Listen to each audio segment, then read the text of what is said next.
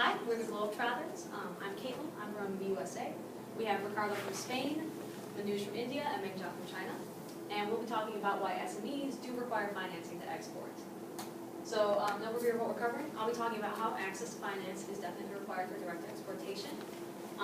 Then we have Ricardo talking about why we need to internationalize specifically SMEs to increase productivity. Then we have Mengjiao. Mengjiao will be talking about the indirect exportation through the global supply chain and why that is inadequate and also requires financing. And then Manuj will talk about the disadvantages of using intermediaries. So, once an SME is successful, they do need new investment in order to expand and continue innovating.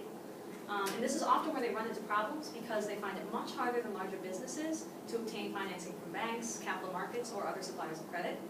And then the difficulties that SMEs encounter when they are trying to access finance can be due to a number of things, including an incomplete range of financial products or services, regulatory rigidities or gaps in the legal framework, or a lack of information on both the side of the banks and SMEs. This is a problem specifically for exportation because SMEs' involvement in value chains usually entails greater demands of their financing and managerial resources. So there's a survey, which you can see here, that was taken in Europe, and it was found that the most important barrier to entering the export market, according to SMEs, is the lack of capital. And then there are a number of studies using firm-level survey data that have shown that SMEs not only perceive access to finance and the cost of credit to be greater obstacles than larger firms, but that these factors constrain them and perfect their performance more. So this insufficient working capital is a barrier to exportation. Obtaining information about laws, taxation, custom regulations, training opportunities, and financing sources can be exceedingly expensive and time-consuming. It's also difficult to undertake R&D activities, train personnel, comply with product quality standards, upgrade, innovate, and protect their technologies and services. So, furthermore, SMEs do have to deal with delayed payments from international partners, and financing is needed to handle those type of cash flow issues. And then in order to upgrade its position on the value chain, a small firm may have to take on larger and more complex sets of tasks. For example, it may have to contribute to product development, or organize and monitor a network of sub-suppliers, or a lot of other things. So now Ricardo will talk about why it's important for SMEs specifically to become exporters in the country. Thank you, Kathleen, for the introduction. So SMEs, it's important for SMEs to become part of the global market for two different reasons. First one is that SMEs are a huge part of every country's economy. As we can see on the data that both large companies and SMEs contribute about 50% of the GDP's country and employ about half of the workforce. The difference is large enterprises add relatively few net jobs. In the graph attached, we can observe data from Europe in which the number of enterprises is 99.8% of SMEs and 0.20% of large enterprises. So this shows the importance of SMEs to a country's economic growth, especially in comparison to large firms. So the second reason about why it's important for SMEs to become part of the global market is that having these SMEs become part of the global supply chain makes them significantly more productive. There is a direct link between internationalization and increased SMEs performance. Internationally active SMEs report an employment growth of 7% versus only 1% for SMEs without any international activities. And regards to the innovation, 26% of international active SMEs introduce products or services that weren't new for the sector in their country. And for other SMEs, this is only 8%. So now Mengjiao is going to talk about indirect exportation through global supply chain. Hi, I'm mengjiao. I'll talk about why we think simply being part of global supply chain is not a good solution for SMEs export. Well, first, in recent and past years, scale economy is playing a more and more important role in globalization, and the possibility to gain benefit from globalization is size-related. And SMEs have asset constraints and resources limitations, which restrict their capability to compete in a global environment. And the opportunity of SMEs being part of global supply chain has occurred since large organizations may be interested in using local suppliers in certain situations. But if SMEs depend entirely and exclusively on large firms, the following disadvantages may occur. As a matter of fact, outsourcing policies, many of the small firms located at the beginning of the product chain are simply put under pressure to reduce costs, to answer to crisis requests and the product features, and to improve productivity. And they may be exposed to the risk of losing connections to the high value-added rings of the chain.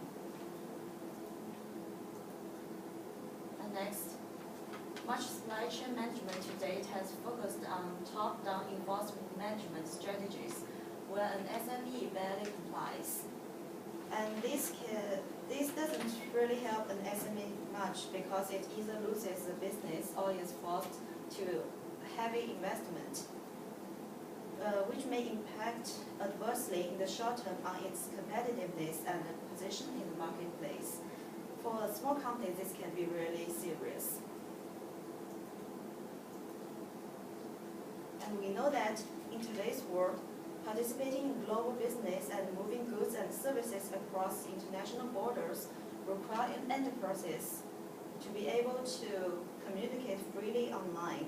But cash-strapped SMEs desperately need financing to invest in the automation that will integrate them with suppliers and partners worldwide, though they still need financing.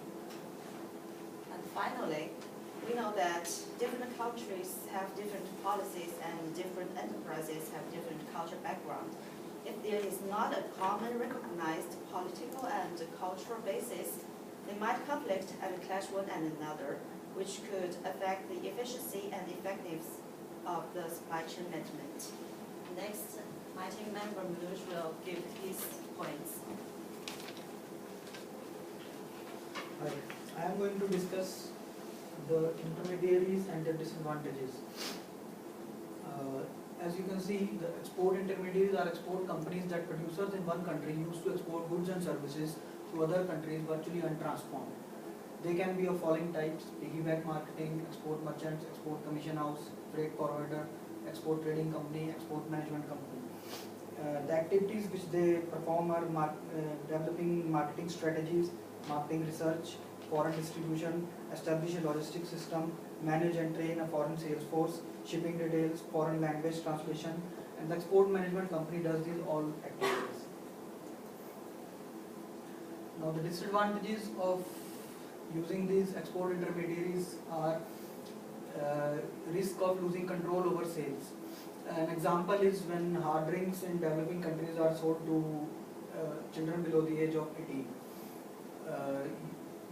Setting of prices by the intermediary, market research and credit analysis may be biased to attain more business from the exporting company. Advertising information such as culture can be had by the exporting company from internet itself. They can modify the product and which will ultimately result in imitating the product by joining hands with a local producer. Service of the product by the incompetent workforce of the intermediary. None of the companies would like to do that. Arranging the licensing for foreign manufacturing, sometimes the intermediaries use techniques like bribing, and which is against the FCPA.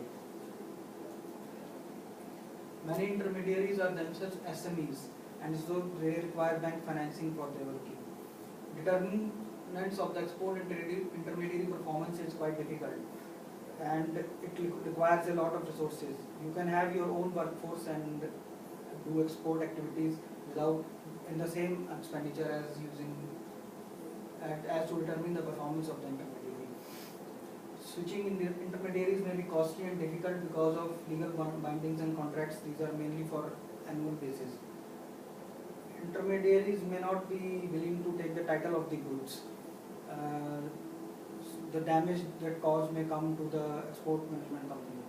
Distribution of complex products such as software creates channel integration problems because of asset-specific investments. The investments can be in server or technical workforce, which an intermediary may not like to do. Now, can you conclude the... Alright, so in conclusion, we have 4 main points. One is that financing is required to overcome the extra costs of entering the international market. Importantly, SMEs are a big part of every country's economy, and internationalizing them increases job growth and innovation in those countries. And then finally, just using intermediaries or becoming part of the global supply chain through indirect exportation is not as advantageous and also requires financing anyways. Thank you.